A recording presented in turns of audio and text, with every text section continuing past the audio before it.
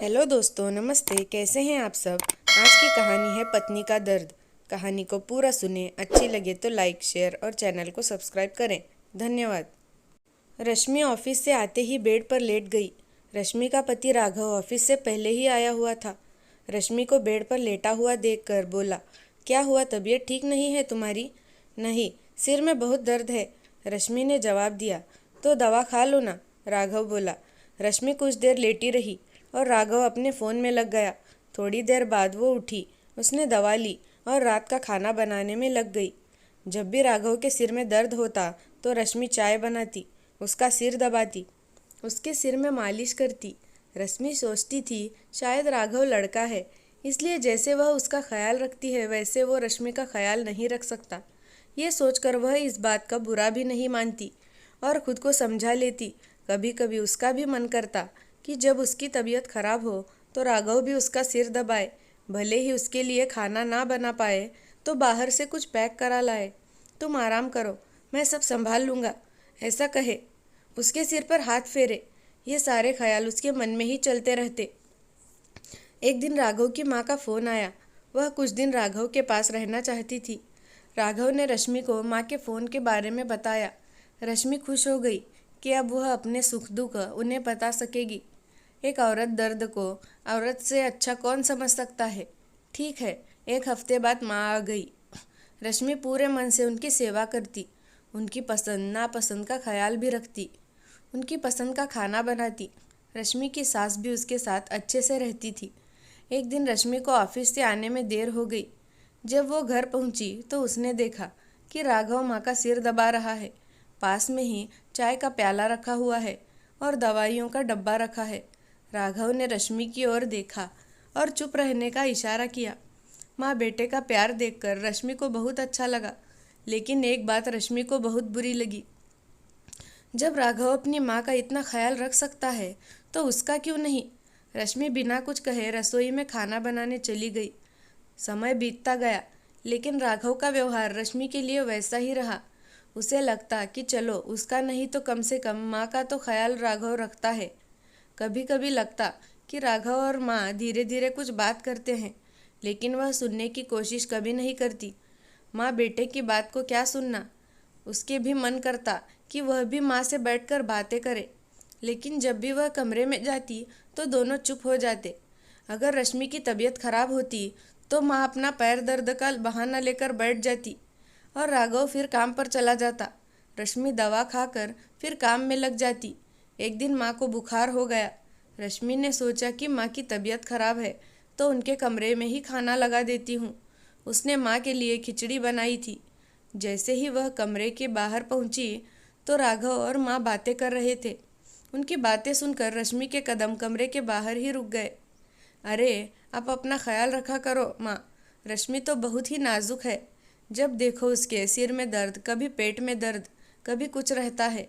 वो अपना ख्याल तो रख नहीं पाती, आपका कैसे रखेगी, राघव बोला।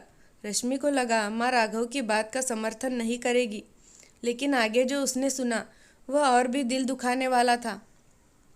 माँ कह रही थी, सही कह रहे हो बेटा, हम तो एक पैर पर खड़े होकर 24 घंटे काम करते रहते थे, और ये आजकल की लड़कियाँ, कुछ नहीं होता इनसे, थोड़ा पढ़ लिख क्या लेती हैं, चुई मुई बन जाती हैं, थोड़ा सा काम करते ही थक जाती हैं, इनको चक्कर आने लगते हैं। इससे अच्छा तो गांव की कोई लड़की ले आते तो घर का काम तो अच्छे से करती, 2 पैसे क्या कमा लेती है, खुद को सबसे ऊपर समझने लगती है। पर बेटा, तू उससे कुछ कहना मत, नहीं तो उसे लगेगा कि मैंने भड़का दिया होगा। रश्मि ना चाहते हुए भी माँ के कमरे में दाखिल हो गई। रश्मि को देखकर माँ और राघव दोनों को सांप सूंघ गया। दोनों को उम्मीद नहीं थी कि रश्मि ऐसे अंदर आ जाएगी। अरे, मैं माँ से बात कर रहा हूँ, तुम बाद में आना, राघव ने रश्मि से कहा। तुम्हें चिंता करने की कोई ज़रूरत नहीं है राघव, मैं आज के बाद यहाँ कभी नहीं आऊँगी। रश्मि ने खिचड़ी बेड पर रखी और अपने कमरे में चली गई। राघव देर रात तक माँ से बातें करता रहा। दोनों बहाने ढूंढने लगे। दोनों को लगा कि कहीं रश्मि उसकी और उसकी माँ की सेवा करना बंद ना कर दे। राघव माँ के कमरे में ही सो गया। राघव को पिछले दिन का किस्सा याद आया और वह घबरा कर उठा। माँ पास में ही सो रही थी। राघव माँ के कमरे से बाहर निकला जब वो अपने कमरे में गया तो रश्मि वहाँ नहीं थी। उसने रश्मि को रसोई में, बाथरूम में, बालकनी में, हर जगह ढूंढा। वो कहीं नहीं थी। उसने घड़ी देखी तो 11 बज रहे थे। आज इतनी देर तक सोता रहा वो। किसी ने उसे जगाया भी नहीं। रोज़ तो रश्मि उसे सुबह प्यार से चाय की प्याली के साथ उठाती थी। आज ना तो चाय का प्याला था और ना ही रश्मि। राघव को एक पल दुख हुआ कि ये क्या कर दिया उसने, लेकिन अगले पल उसने सोचा, जाएगी कहाँ, लौटकर तो उसकी घर में आना है उसे। राघव तैयार होकर ऑफिस चला गया। लंच टाइम में उसे चक्कर आने लगे तो उसे याद आया कि आज तो उसने सुबह से कुछ खाया ही नहीं है और आज ना ही वह लंच बॉक्स लाया था। कैंटीन में जाकर उसने पराठा ऑर्डर किया और कुर्सी पर बैठकर फ़ोन की तरफ देखा। तो मन किया कि एक बार रश्मि को फ़ोन कर ले, लेकिन फिर उसका अहम बीच में आ गया और उसने फ़ोन बंद करके जेब में रख दिया। शाम को जब वह घर पहुंचा तो माँ रसोई में थी और खाना बना रही थी। पसीने से तरबतर हो गई थी। उसे बहुत बुरा लगा। उसने सोचा एक बार माँ से पूछूं रश्मि आई क्या, लेकिन खुद ही उसे पूरे घर में ढूंढने लगा। इतने में माँ की आवाज़ आई, खाना खा ले बेटा, आज तो बहू कुछ भी करके नहीं गई, मुझे ही सब काम करना पड़ा। ये तो ज़्यादा हो रहा है। ऐसा भी क्या हो गया जो घर की जिम्मेदारी निभाने में आफत आ गई। राघव ने कोई जवाब नहीं दिया। उसके सिर में दर्द हो रहा था। वह जाकर अपने कमरे में लेट गया। जैसे ही आंखें बंद की, रश्मि उसके सिर पर एक प्यार भरा हाथ आया। रश्मि उसका सिर दबा रही थी। वह रश्मि का हाथ पकड़ना चाहता था। इतने में माँ की आवाज़ से उसकी आंख खुल गई तो वहाँ कोई भी नहीं था। कमरे में माँ फिर से खाने के लिए आवाज़ लगा रही थी। राघव उठकर बैठ गया और सोचने लगा, कहाँ गई होगी रश्मि। उसे उसके मायके में फ़ोन करके पता करना चाहिए। नहीं, उसका अहम फिर बीच में आ गया। उसने सोचा, माँ के पास ही चला जाता हूँ। कमरे से बाहर निकलने से पहले उसकी नज़र रश्मि के अलमारी की तरफ पड़ी। अलमारी खोली तो सब सामान वहीं था और वहाँ एक खत रखा हुआ था। राघव उसे उठाकर पढ़ने लगा। हाय राघव, ये खत तुम पढ़ रहे हो, इसका मतलब तुम मुझे ढूंढ रहे थे। मुझे ढूंढने की कोशिश मत करना।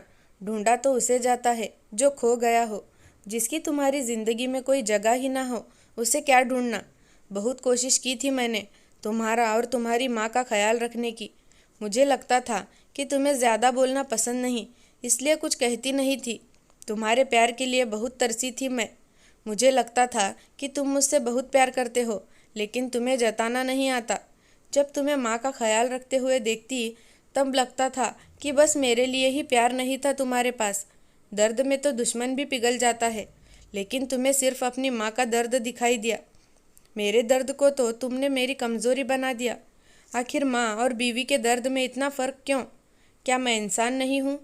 क्या दर्द सिर्फ तुम्हारी माँ को होता है? मेरा मन समझने को तैयार ही नहीं था कि कैसे एक इंसान इस दोनों में इतना फ़र्क कर सकता है। जानते हो राघव, ये फ़र्क क्यों करते हो तुम? ये भी समझ आ गया मुझे। तुम्हारा और तुम्हारी माँ का तो खून का रिश्ता है, इसलिए उनका दर्द तुम्हें ज़्यादा महसूस होता होगा। मैं तो पराई थी और पराई ही रह गई। तुम मुझे अपना बना ही नहीं पाए। मुझे लगता था कि मैं नौकरी करती हूँ तो तुम्हें घर के खर्च में सहारा हो जाता है, तुम पर घर के खर्च का अकेले बोझ नहीं पड़ता होगा। लेकिन मैं नहीं जानती थी कि तुम और तुम्हारी माँ की नज़र में एक पढ़ी लिखी बहू की कोई अहमियत नहीं है। मैं तुम्हारी और तुम्हारी माँ की ज़िंदगी से हमेशा के लिए जा रही हूँ। इस घर से अपना कोई सामान नहीं लेकर जा रही। कहीं तुम्हें और तुम्हारी माँ को ऐसा लगे कि तुम्हारा कुछ ले गई। कह देना अपनी माँ से कि वह अपने गांव की बहू लाने का सपना पूरा कर सकती है। मुझे उम्मीद है कि माँ उसे पलकों पर बिठा कर रखेगी। एक और बात, मेरे मायके में फ़ोन मत करना। उन्हें मैं अपने आप समझा दूंगी। आखिर उनका खून हूँ मैं। मेरी बात समझ जाएंगे वो। आखिर मैं धन्यवाद देना चाहती हूँ तुम्हें और तुम्हारी माँ को। मेरी आंखें खोलने के लिए बहुत बहुत शुक्रिया।